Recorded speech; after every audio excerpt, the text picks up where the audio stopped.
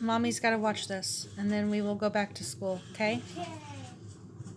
They are signing in English, Hebrew, and I can't say I can't pronounce the other one. Oh my gosh, guys, this is happening. This is happening right now.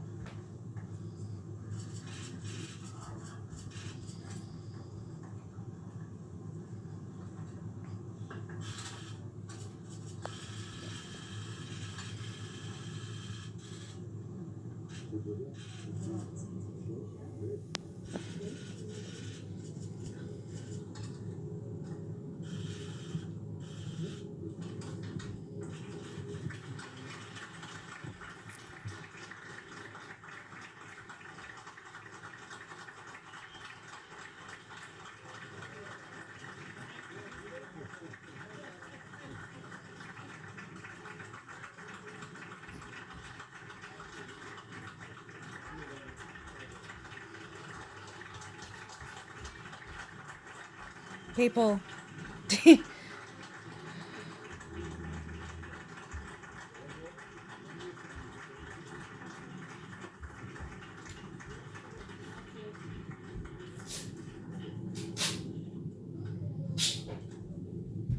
Whoa.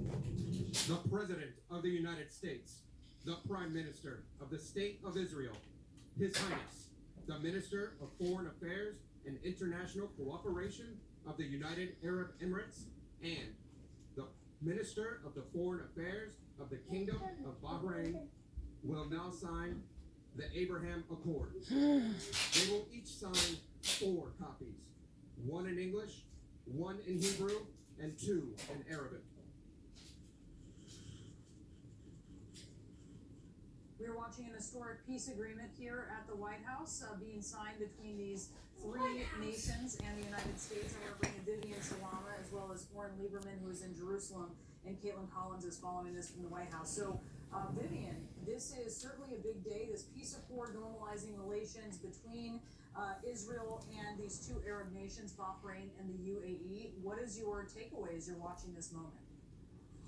Brianna, obviously a very significant day for the Middle East with regard to this historic moment, also for the Trump administration, President Donald Trump in particular. I mean, optics-wise, this was exactly what he had envisioned dating back to the 2016 campaign when he talked about Middle East peace, flags at the White House, and a signing ceremony. And by the way, today's ceremony is not accidentally timed.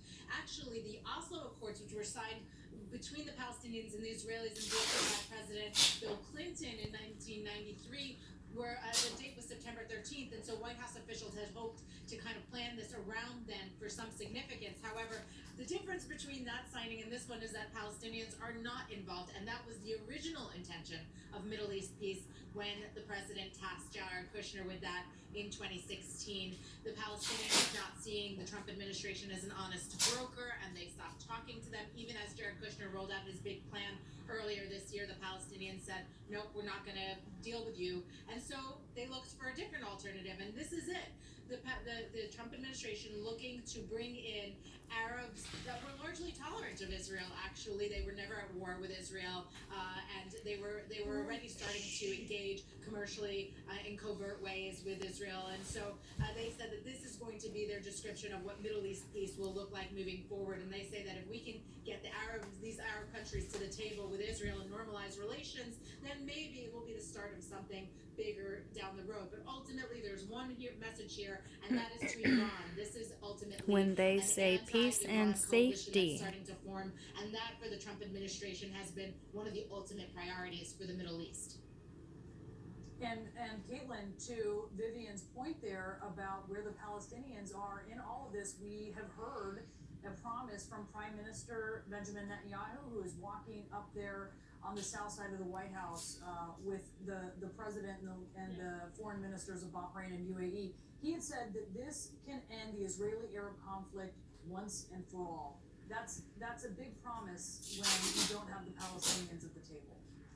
Right, and they know that, and so kind of what we've heard from administration officials is that they are hoping, since they are getting these other Gulf Arab leaders to come to the table to formalize these relations, that it will help basically make the Palestinians have to get behind their proposals. So that's another question, Brianna. But a big thing to watch coming out of this and to see what we're ultimately going to see out of all of this is what happens with those F-35 fighter jets. That is something that UAE has wanted from the United States for a very long time. It has not happened.